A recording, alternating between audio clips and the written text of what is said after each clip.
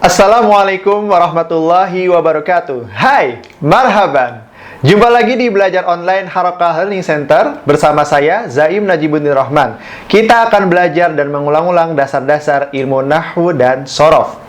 Oke, di pertemuan kita yang kedua ini, kita akan membahas tentang pembagian kata di dalam bahasa Arab. Seperti apa sih pembagian kata dalam bahasa Arab itu? Oke, pertama-tama kita perlu mengetahui dulu perbedaan antara kata dengan kalimat dalam bahasa Indonesia dan juga di dalam bahasa Arab. Yang pertama, kita lihat di kolom bahasa Indonesia. Nah, dalam bahasa Indonesia kita mengenal istilah kata dan istilah kalimat.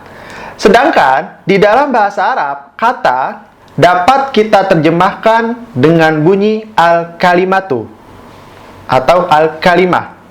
Sedangkan kalimat dalam bahasa Indonesia dapat kita terjemahkan ke dalam bahasa Arab dengan bunyi al-jumlatu atau al-jumlah. Maka kita ketahui bahwasannya kata bahasa Arabnya adalah al-kalimah, sedangkan kalimat dalam bahasa Indonesia bahasa Arabnya adalah al-jumlah. Selanjutnya, mari kita lihat contoh dari masing-masing kedua bahasa ini. Yang pertama, dalam kata dalam bahasa Indonesia, ada kata zaid dan juga ada kata pergi. Ketika dua kata ini kita gabungkan, maka akan menjadi sebuah kalimat yang berbunyi zaid pergi. Kita lihat dalam kolom bahasa Arab, yang pertama ada kata ja'a, yang artinya pergi. Dan yang kedua ada kata zaidun, yang artinya Zaid atau nama orang. Ketika kata ja'a kita gabungkan dengan kata Zaidun, maka dia menjadi sebuah kalimat yang diterjemahkan menjadi sebuah jumlah dalam bahasa Arab. Bunyinya ja'a Zaidun. Selanjutnya, mari kita lihat di contoh yang lebih banyak kosakatanya. Dalam kolom bahasa Indonesia kita lihat ada Muhammad, ada duduk, ada di atas, dan ada kursi. Ketika semua kata ini kita gabungkan, maka akan berbunyi kalimat seperti berikut. Muhammad duduk di atas kursi. Lalu kita lihat dalam kolom bahasa Arab, satuan katanya ada jalasa, ada Muhammad, ada ala, dan juga ada kursi. Ketika empat kalimat atau kata ini kita gabungkan, maka bunyi jumlahnya adalah jalasa Muhammadun alal kursi.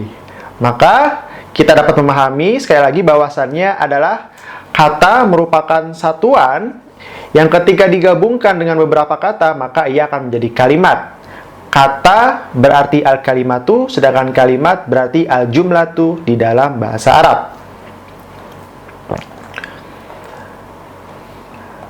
Baiklah, selanjutnya di dalam kata dalam bahasa Arab akan kita temukan 3 dasar kata yang nanti akan menjadi kata-kata dasar ketika kita mempelajari suatu tata bahasa dalam bahasa Arab.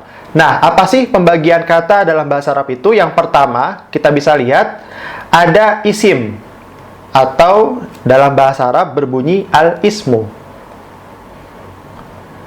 Yang kedua ada fi'il, atau dalam bahasa Arab bunyinya al-fi'lu. Dan yang terakhir ada harf atau al-harf, atau biasa kita sebut juga dengan sebutan huruf mengikuti jamaknya. Jadi pembagian kata dalam bahasa Arab ada 3. Yang pertama ada isim atau al-ismu, ada fi'il atau al-fi'lu, dan juga yang terakhir ada harf, al-harfu, atau bisa kita sebut juga huruf dengan bentuk jamaknya al-huruf. Nah, apa sih pengertian sederhana dari ketiga kata ini? Yang pertama dapat kita lihat, pengertian dari isim adalah kata benda, baik hidup ataupun benda mati, ya. Sedangkan fi'il adalah kata kerja. Yang terakhir, huruf bisa kita artikan dengan kata depan atau kata hubung. Nah, selanjutnya Mari kita lihat contoh dari masing-masing pembagian kata di dalam bahasa Arab. Yang pertama kita lihat dalam kolom isim. Di sini ada kata-kata yang kesemuanya itu adalah bagian dari isim. Kita lihat di sini ada Zaidun, ada Jakarta, ada Al-Maktabu, ini Al-Maktabu ya. Al-Maktabu, ada Huwa, ada Al-Asadu, dan yang terakhir ada Al-Burtuqal. Zaid, nama orang ya. Semua nama orang, mau dia nama artis, nama tetangga kita, nama teman-teman kita, kesemuanya itu adalah isim. Ada Jakarta, nama daerah, nama kota, nama negara, semuanya adalah isim. Ada meja, al-maktab, semua benda mati, pensil, pulpen, buku tulis adalah isim. Huwa, kata ganti, ya, dia, aku, kamu, kami, semuanya adalah isim. Yang selanjutnya ada singa, al-asadu, nama-nama hewan, semuanya adalah isim. Singa, kucing, ya, ikan, dan nama hewan lainnya adalah isim. Dan yang terakhir ada nama buah, yaitu al-burtuqal, jeruk, juga isim.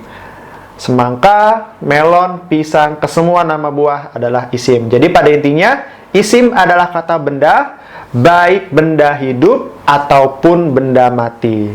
Nah, selanjutnya kita lihat dalam kolom fi'il. Di sini ada contoh-contohnya. Yang pertama ada kataba, yang artinya telah menulis. Ada yaktubu, yang artinya sedang menulis. Ada uktub, yang artinya tulislah. Ada ta'allama, telah belajar, ya ta'allamu, sedang belajar, dan ta'allam, belajarlah. Nah, kesemua kata-kata ini adalah kata kerja. Begitu juga dengan contoh-contoh kata kerja lainnya. Melihat, bernafas, meminum, makan, memandang. Semua kata kerja dapat kita sebut sebagai fi'il. Oke, di kolom selanjutnya ada huruf. Sederhananya dapat kita bilang atau dapat kita sebut sebagai kata depan atau kata hubung. Di sini sebagian contoh yang saya cantumkan. Yang pertama ada fi, artinya di, min, artinya dari, waw, artinya dan, au, artinya atau, ila, dan ala, artinya ke dan di atas. Nah, kesemua inilah yang merupakan kata yang termasuk ke dalam huruf sebagai kata depan atau kata hubung. Oke, selanjutnya kita akan mempelajari lebih lanjut mengenai pembagian kata mulai dari isim, fi'il, dan juga huruf.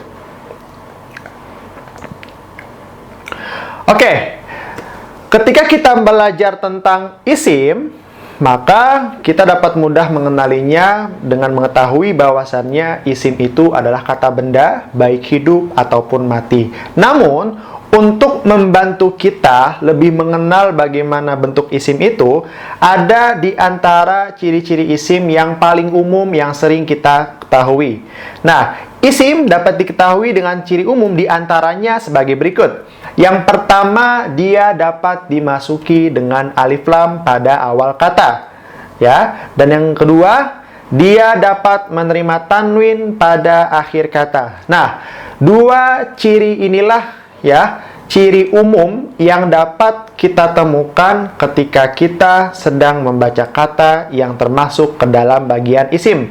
Bagaimanakah contohnya? Kita lihat di sini. Yang pertama, contoh dari kata yang kemasukan alif lam. Di sini ada al-wazir yang artinya menteri. Kita lihat di depannya ada alnya. Ada al-madrasah yang artinya sekolah. Ada at-tabib yang artinya dokter. Dan yang terakhir ada at-tilmidu yang artinya siswa.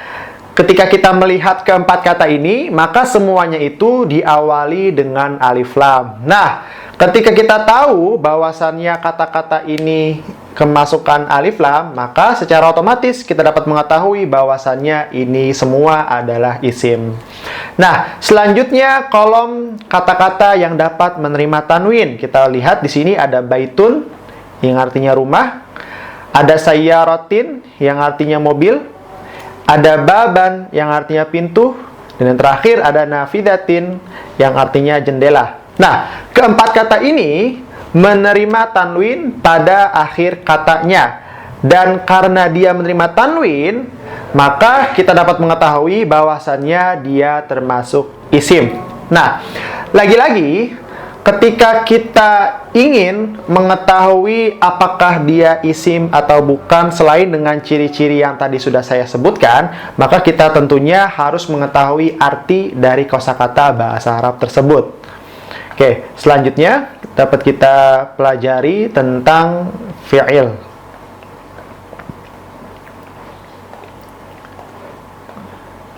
Oke, sebelum kita fi'il, ada pembagian isim dulu ya. Yang pertama, pembagian isim berdasarkan jenisnya, ya. Yang pertama ada mudzakkar atau al-mudzakkar, dan yang kedua ada muannats atau bahasa Arabnya bunyinya al-muannats. Apa sih mudzakkar dan muannats itu dan yang membedakan antara keduanya? Kata mudzakkar adalah kata yang berjenis laki-laki atau bergender maskulin serta kata yang tidak diakhiri dengan ta marbutoh atau biasa kita istilahkan ta bulat, ya. Jadi saya ulangi, mudzakkar itu untuk berjenis laki-laki dan kata tersebut tidak diakhiri dengan ta bulat di akhirnya, ya. Sedangkan muannats adalah kata yang berjenis perempuan atau bergender feminin serta kata yang diakhiri dengan ta marbutoh atau ta bulat. Bagaimanakah contoh dari kedua kata ini? Mari kita simak selanjutnya. Nah, kita lihat yang pertama dalam kolom al-mudzakkar. Di dalam kolom al-mudzakkar, di sini saya coba pisahkan dua kolom yang berjenis laki-laki dengan kata yang tidak diakhiri ta marbutoh untuk memudahkan teman-teman semua. Yang pertama kita lihat di sini ada kata Muhammadun, Muhammad, ya. Biasanya kan nama Muhammad untuk laki-laki, berjenis laki-laki. Selanjutnya ada at-tilmidhu, siswa, ya. Dia juga untuk berjenis laki-laki. Dan selanjutnya ada Hamzah, ya. Dia juga nama orang. Tadi kita ingat, meskipun dia ada tak di akhirnya, namun karena dia berjenis laki-laki dan digunakan untuk nama orang laki-laki, maka dia masuk ke dalam kata al-mudzakkar. Selanjutnya ada juga kata yang tidak diakhiri ta, ya. Yang pertama ada babun, pintu, baitun. Nah, baitun menggunakan tak gepeng, ya, bukan tak marbutoh. Karena dia tidak tak marbutoh, maka dia tetap masuk ke dalam pembahasan kata yang mudzakkar. Selanjutnya ada masjidun, masjid. Dia juga sama, dia merupakan kata yang mudzakkar. Selanjutnya dalam kata al-muannats dapat kita lihat di sini dua kolom yang saya coba pisahkan untuk memudahkan teman-teman. Yang pertama ada Aisyah, nama orang, ya, nama yang digunakan untuk perempuan, ya, dia muannats. Ada juga at-tilmidah, dia juga siswi, ya, status pelajar untuk perempuan, ya. Ada juga Hindun dan Zainab, ya. Meskipun dia tidak diakhiri dengan ta, namun karena dia jenis untuk perempuan atau bergender feminin, maka dia termasuk ke dalam kata yang muannats. Selanjutnya kata yang diakhiri dengan ta marbutoh, mulai dari al-madrasatu, sekolah, al-ghurfatu, kamar atau ruangan, dan yang terakhir ada al-qalan suatu, peci. Nah, inilah kata-kata yang mewakili pertama dari kolom kata yang mudzakkar dengan kata yang muannats. Jadi pada intinya, isim berdasarkan jenisnya, laki-laki atau perempuan, kata yang diakhiri dengan ta dan kata yang tidak diakhiri dengan ta, maka diberikan menjadi dua. Ada kata al-mudzakkar dan juga ada kata al-muannats. Oke, selanjutnya kita akan mempelajari tentang fi'il.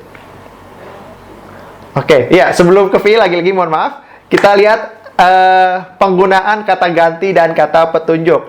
Jadi karena dalam bahasa Arab itu dibedakan antara laki-laki dengan perempuan, maka otomatis juga mempengaruhi cara kita menggunakan kata ganti dan cara kita menggunakan kata penunjuk. Nah, kita lihat di sini, saya bedakan dengan dua kolom besar. Yang pertama untuk kata mudzakkar dan yang kedua untuk kata muannats. Yang pertama, kita menggunakan kata penunjuk, yaitu hadza dan juga dzalika dalam mudzakkar, sedangkan dalam muannats hadhihi dan tilka. Nah, Hadza dalam mudzakkar dan hadhi dalam muannas itu artinya ini. Sedangkan dzalika dan tilka artinya itu. Kita lihat dalam kolom mudzakkar yang menggunakan hadza. Hadza babun. Dzalika babun. Hadza baitun. Dzalika baitun. Kalau kita artikan, hadza babun ini pintu. Hadza baitun ini rumah. Dzalika babun, dzalika baitun ini pintu, ini rumah. Nah, kesemuanya ini adalah kata ganti yang diperuntukkan untuk kata penunjuk yang diperuntukkan untuk menunjuk sebuah kata yang mudzakkar. Apabila kita bandingkan ke kata yang muannats, maka kita akan melihat bunyinya hadhihi madrasatun.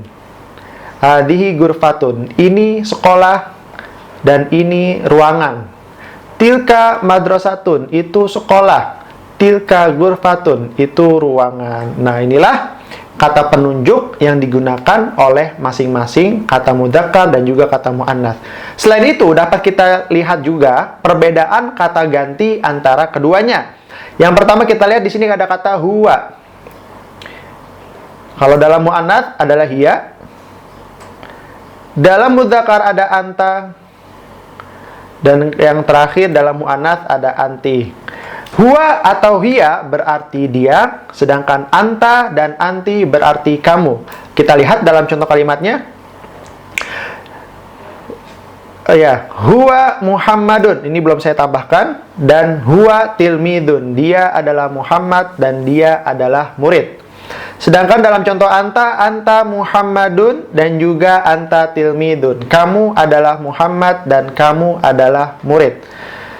Kita lihat di sini lagi ada dia, hiya Aisyatu dan hiya tilmidah. Dia adalah Aisyah dan dia adalah tilmidah. Yang terakhir anti Aisyatu dan anti tilmidah. Kamu adalah Aisyah dan kamu adalah siswi. Nah, inilah kata ganti dan kata penunjuk yang ada di dalam pembahasan mudzakkar dan juga muannats.